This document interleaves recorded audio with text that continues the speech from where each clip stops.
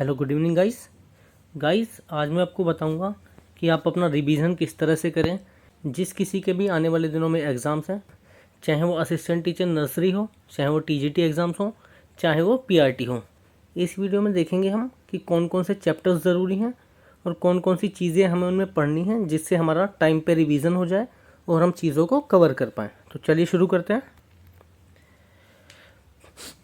सबसे पहले part A की बात करें तो उसमें रीजनिंग में सिलोजिज्म में क्या करें, आप जो भी हाल ही में एग्ज़ाम हुए हैं पीजीटी के, उनमें जिस तरह के क्वेश्चन पूछे गए हैं तो सिलोजिज्म को उसी तरह से पढ़ें। ज़्यादा एडवांस लेवल के क्वेश्चन करने की ज़रूरत नहीं है, आपको सिंपल क्वेश्चन कर लीजिए, बस वही क्वेश्चन आते हैं, उससे ज़्यादा कुछ नहीं आता है। नंबर एंड लेटर सीरीज़ अच्छे से कर लीजिए, क्योंकि इसके 3 से 4 सवाल आते हैं और ये बहुत ज़रूरी है। इसके बाद में फिगर काउंटिंग कई शिफ्ट में आ जाता है और कई शिफ्ट में नहीं आता है। कौन कौन से क्वेश्चन पूछते हैं? ट्राइंगल, स्क्वायर, रेक्टेंगल और स्ट्रेट लाइन। तो ये भी सिंपल क्वेश्चन आते हैं, इनकी भी ट्रिक्स हैं, आप ट्रिक्स पढ़ लीजिए अच्छे से। उसके बाद में वेन डायग्राम में 2 सवाल आते हैं। एक में तो बोल देगा भी लिक्विड, एल्कोहल और वाटर का वेन डायग्राम बताओ। दूसरा क्वेश्चन कौन सा आता है? वेन डायग्राम बने रहते हैं और उसमें बोलेगा कि ट्राइंगल जो है एडवोकेट को दिखा रहे हैं, स्क्वायर जो है वो एजुकेटेड लोगों को दिखा रहे हैं और रेक्टेंगल जो है वो जेंट्स को दिखा रहे हैं।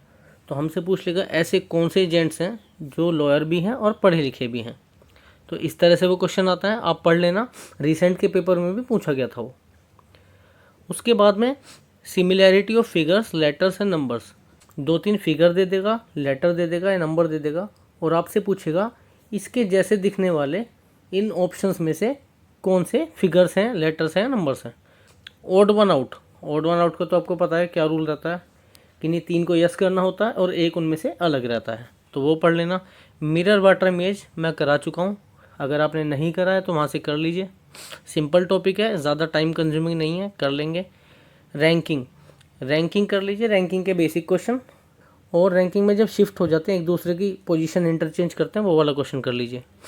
सिटिंग अरेंजमेंट ज़्यादा नहीं पूछा जाता है, एक आध बार पूछ लेते हैं, लेकिन उसका बेसिक कॉन्सेप्ट आप पढ़ लेना कि कैसे आप सिटिंग अरेंजमेंट करते हैं।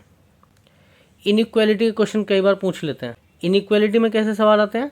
ABCDE करके दे रखा होता है और उसमें आपस में रिलेशन क्या होता है कि A बड़ा है B से, A equal to greater than B, तो उसमें फिर ऑप्शन दे देते हैं। स्टेटमेंट तो ये हो गया हमारा, उसमें फिर कंक्लूज़न निकालने होते हैं। A और E के बीच में कंक्लूज़न निकलवा लेगा, A और D के बीच में कंक्लूज़न निकलवा लेगा, किन्हीं भी 2 के बीच में कंक्लूज़न निकलना होता है, ठीक है, तो वो भी कर लेना। मैं कोशिश करूँगा कवर करा दूँ आपके टॉपिक पेपर से पहले। उसके बाद में पज़ल ऑफ हाइट या फिर इंटेलिजेंट पीपल, 4 से 5 लोग दे देगा कि राम श्याम से बड़ा है, श्याम राजू से छोटा है, और ये सारे स्टेटमेंट देने के बाद आपसे पूछ लेगा इनमें से कौन सबसे बड़ा है या कौन सबसे छोटा है। एम्बेडेड फिगर, कोई भी आकृति दे देगा और आपसे पूछेगा इन 4 में से, ऑप्शन में से कौन से में ये आकृति निहित है, यानी कौन से में छुपी हुई है। मिसिंग फिगर में क्या करेगा भाई, आपकी पूरी फिगर दे देगा, उसमें से कुछ पार्ट छुपा लेगा, तो पूछेगा इन 4 ऑप्शन में से कौन सा पार्ट हो सकता है यहाँ पे, तो वो सिमेट्री वाला पार्ट है, ठीक है, वो कर लेना। डायरेक्शन शेडो में करा चुका हूँ, आप पढ़ लेना वहाँ से। मैं डाइस करा चुका हूँ। कोडिंग डिकोडिंग भी बहुत ज़रूरी है, तो कोडिंग डिकोडिंग के तो एक तो बेसिक कॉन्सेप्ट सीख लीजिए, साथ ही में जो हाल ही के पेपर हुए हैं उन्हें ज़रूर करके जाइए, वो बहुत ज़्यादा ज़रूरी हैं। ऑलमोस्ट आपको उसी पैटर्न पे सवाल मिलेंगे, हो सकता है सवाल का बेसिक कॉन्सेप्ट वही हो और बस उसकी वैल्यू चेंज हो जाए।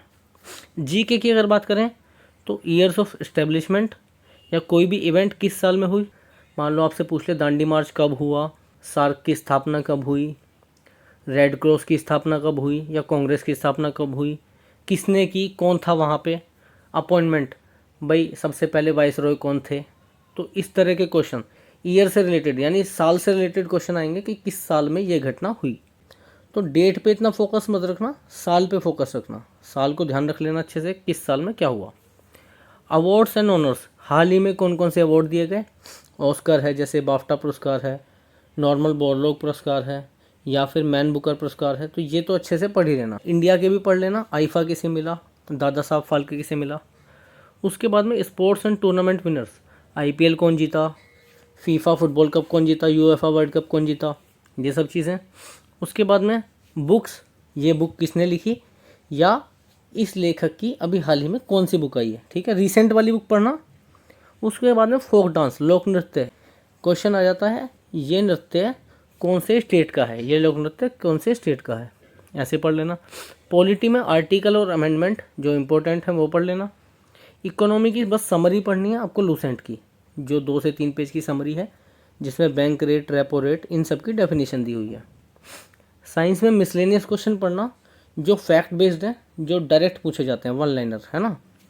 उसके बाद में स्टैटिक जीके, स्टैटिक जीके में लूसेंट के जो 15 से 20 पेज होते हैं जिसमें भारत के प्रथम और भारत की कौन कौन सी चीज़ें कहाँ पे हैं, उसके मॉन्यूमेंट्स, हमारे बाग कहाँ पे हैं, हमारी नदियाँ कहाँ पे हैं, वर्ल्ड की नदियों के बारे में, तो वो चीज़ें पढ़ लेना।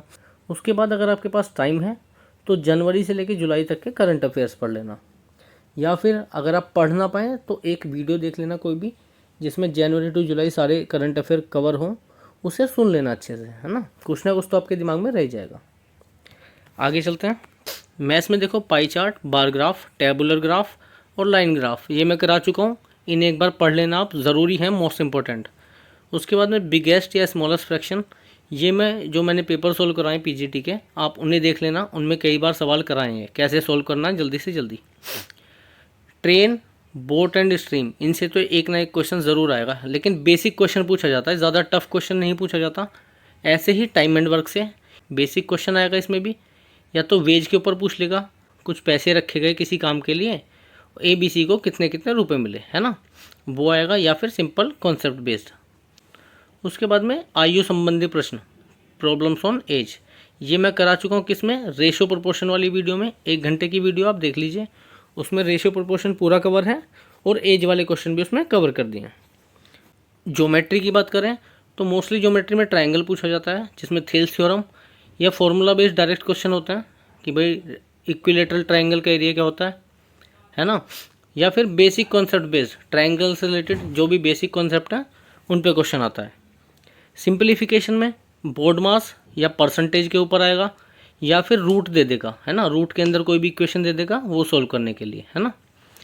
मेंसुरेशन में या तो डायरेक्ट फॉर्मूला बेस्ड आएगा कि कौन की वॉल्यूम क्या होगी, या फिर परसेंटेज चेंज इन एरिया या वॉल्यूम, ये आप कब कर पाएंगे, जब आपको फॉर्मूले पता होंगे, तो फॉर्मूला एक बार याद कर लेना। उसके बाद में रेशो बेस्ड, रेशो पूछ लेगा वॉल्यूम का, सरफेस एरिया का। Comparison of volume of 2 objects, इसमें क्या करेंगे, अगर रेडियस दे दी, हाइट दे दी एक की, और उसे मेल्ट करके दूसरे में कन्वर्ट कर दिया, उसकी हाइट दे दी लेकिन रेडियस नहीं दी, तो कैसे निकालेंगे, उनकी वॉल्यूम को इक्वेट करके, क्योंकि मेल्ट होने पे क्या होता है, वॉल्यूम सेम रहती है। ऐसे क्वेश्चन आएंगे। मिक्सचर का बेसिक क्वेश्चन पूछेगा, ज़्यादा टफ क्वेश्चन नहीं पूछेगा कि 2 मिक्सचर को हम तीसरे मिक्सचर में डाल रहे हैं तो उसमें दूध पानी का अनुपात क्या होगा, या फिर दूध पानी का अनुपात दिया हुआ है उसमें और दूध डाला जा रहा है तो बताओ आरंभ में कितना अनुपात था, है ना। ये क्वेश्चन मैं करा चुका हूँ, हाल ही के जो पीजीटी के सॉल्यूशन कराए मैंने, अगर आपने वो प्लेलिस्ट नहीं देखी तो देख लीजिए, उसमें बहुत अच्छे से सॉल्यूशन कराए हैं और सबसे फास्ट सॉल्यूशन है। उसके बाद सिंपल कंपाउंड के बेसिक क्वेश्चन, आपको बस इनकी बेसिक कॉन्सेप्ट पता होने चाहिए, आप सवाल कर लोगे, बिल्कुल डरने की ज़रूरत नहीं है, इसमें कोई टफ क्वेश्चन नहीं पूछेगा। परसेंटेज प्रॉफिट लॉस के भी ऐसे बेसिक क्वेश्चन आएंगे, आप बस इनको अच्छे से पढ़ के जाओ इन चैप्टर्स को। रेशियो प्रोपोर्शन में करा चुका हूँ। एवरेज का भी ऐसा ही बेसिक क्वेश्चन आएगा, है ना। टफ क्वेश्चन कहाँ से आ सकते हैं, पाई चार्ट, बार ग्राफ, इन सब से, या फिर मेंसुरेशन से, या फिर आएगा सिंप्लीफिकेशन से, और ट्रायंगल से भी कोई टफ क्वेश्चन पूछ सकता है। टफ क्यों होगा, या तो आपने पढ़ा नहीं होगा वो कॉन्सेप्ट, या फिर उसमें थोड़ी कैलकुलेशन ज़्यादा होगी। हिंदी की बात करें तो हिंदी में शब्द, वाक्य, संज्ञा, सर्वनाम, काल, संधि, वाच्य, समास, विराम चिन्ह, तद्भव, तत्सम, कारक, इनके जो प्रकार होंगे इनको ढूंढना सीखें। कि जैसे कोई भी सेंटेंस दे दिया आपको, उसमें कोई सा शब्द अंडरलाइन करके पूछ लेगा इसमें कौन सा समास है, या फिर पूरा सेंटेंस दे दिया पूछेगा ये कौन सा वाक्य है, सरल, संयुक्त या मिश्र वाक्य है, या फिर पूछ लेगा कि इसमें कौन सा काल है, भूतकाल है, वर्तमान काल है, या कौन सा काल है, या फिर संधि के बारे में पूछ लेगा कि इस शब्द में कौन सी संधि है ना, या संधि विच्छेद करने को बोल देगा। तो इनके जितने भी प्रकार हैं उन्हें अच्छे से पढ़ लें एग्जाम्पल्स के थ्रू, कि जब हमसे क्वेश्चन पूछा जाए आप उनके आंसर दे सकें। उसके बाद में विलोम, पर्यायवाची, अनेक शब्दों के लिए एक शब्द, संधि विच्छेद, ये लूसेंट से पढ़ें, सामान्य हिंदी जो बुक आती है। उपसर्ग प्रत्यय, इन्हें पढ़ लो और इनकी पहचान भी करना सीखो कि कौन से शब्द में कौन सा उपसर्ग है, कौन से शब्द में कौन सा प्रत्यय है। 5 नंबर का पैराग्राफ आता है, ये तो आसानी से पढ़ के आप आंसर दे सकते हैं। पैराग्राफ को अच्छे से पढ़िए, क्वेश्चन को अच्छे से पढ़िए और ऑप्शन को देख के अटैम्प्ट कर दीजिए। इंग्लिश में कौन कौन से चैप्टर्स इंपॉर्टेंट है? Verb, degree of comparison, tense, noun, pronoun, subject verb agreement और प्रीपोजिशन। बस इससे ज़्यादा नहीं पढ़ना है आपको, इन्हीं में ही हमारा मोस्टली पेपर कवर हो जाएगा। सेंटेंस अरेंजमेंट की बात करें अगर, तो वो ऑप्शन से होते हैं और मोस्टली क्वेश्चन हो जाते हैं। उसके बाद में वोकैब की अगर बात करें तो एसपी बख्शी से पढ़ लीजिए, उसमें काफ़ी सारी वोकैब दी हुई है और आपकी कवर हो जाएगी वोकैब वहाँ से। और साथ में प्रीवियस ईयर क्वेश्चन, उनसे तो आपको करनी है। पैराग्राफ इसमें भी 5 नंबर का आएगा, तो इसमें भी यही करना है, पैराग्राफ को अच्छे से पढ़ना है, क्वेश्चन को अच्छे से पढ़ना है, कुछ भी चीज़ मिस नहीं करनी है। पता चला क्वेश्चन कुछ पूछा था, आंसर आप कुछ लगाए, है ना। तो भाई ये तो हमारे टॉपिक्स कवर हो गए, है ना। इसके बाद में कुछ इंपॉर्टेंट टिप्स देना चाहूँगा मैं आपको। तो भाई इंपॉर्टेंट टिप्स क्या क्या हैं? सबसे पहले ऑप्शंस पर ध्यान देना बहुत ज़रूरी है। एलिमिनेशन मेथड का यूज़ करना है आपको कि भाई जो भी ऑप्शन एलिमिनेट हो जाए, जो हमें सूटेबल नहीं लग रहे उन्हें हटा दो। उसके बाद क्या है, हमें आंसर देना आसान हो जाता है। मैथ्स में क्या करना है, मैंने पीजीटी के जो सोल्यूशन करे थे उसमें मैंने सिखाया आपको कि अप्रोक्सीमेशन कैसे यूज़ करते हैं और यूनिट डिजिट का कॉन्सेप्ट कैसे यूज़ करते हैं। ठीक है, तो इन दोनों का यूज़ करना है। कैलकुलेशन नहीं करनी बिल्कुल भी। जहाँ पे भी दिखे आपको सबकी यूनिट डिजिट अलग अलग है, तो आपको वहाँ पे वही कॉन्सेप्ट लगा देना कैलकुलेशन में। रीजनिंग की अगर बात करें तो बहुत सारे क्वेश्चन जो हैं ऑप्शन से सोल्व हो जाते हैं। हमारा पूरा पेपर ही ऑप्शन के ऊपर बेस्ड है, तो ऑप्शंस पे तो पूरा ध्यान देना है। कुछ क्वेश्चन ऐसे होते हैं हमें समझ में नहीं आते, उनका लॉजिक समझ में नहीं आता, लेकिन जब हम ऑप्शन देखते हैं तुरंत हमारे दिमाग में स्ट्राइक कर जाता है कि इसका लॉजिक ये हो सकता है। तो ऑप्शंस पे खास ध्यान रखें। हिंदी और इंग्लिश की अगर बात करें तो वो कैब बहुत ज़रूरी है, अच्छे से पढ़ के जाएं और हाल ही में आए पेपर को देख लें कि किस तरह के क्वेश्चंस पूछे गए हैं। पार्ट बी की अगर बात करें तो एनसीईआरटी तो पढ़नी है। समरी पढ़ सकते हैं आप उसकी, अगर आपके पास टाइम कम है यूट्यूब से समरी पढ़ लीजिए। जो आपका कंसर्न सब्जेक्ट है, जैसे साइंस के लिए क्या होगा ग्रेजुएशन की बुक्स, पीआरटी के लिए क्या हो गया आपकी डीएलएड की बुक्स या एनआईओएस की बुक्स, है ना। तो कोई भी एक रिसोर्स चुन लीजिए और उसी पे लगे रहिए, है ना। ज़्यादा पढ़ने की ज़रूरत नहीं है, अपनी एनसीईआरटी कवर कीजिए और कोई भी एक रिसोर्स जो आपको अच्छा लगता है, जो आपने देखा हो कि यहाँ से ज़्यादा पूछा जाता है, तो उस चीज़ को कंटिन्यू रखिए।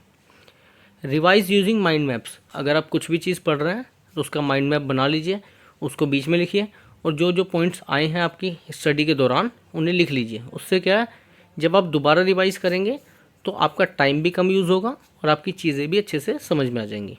उसके बाद में पेडागोजी के बारे में बहुत क्वेश्चन पूछते हैं लोग कि पेडागोजी कहाँ से करें, एसएसटी की पेडागोजी, साइंस की पेडागोजी। पेडागोजी में ज़्यादा कुछ ना करें, आप गूगल पे सर्च कीजिए pedagogy of science, pedagogy of social science या जो भी आपका सब्जेक्ट है ना।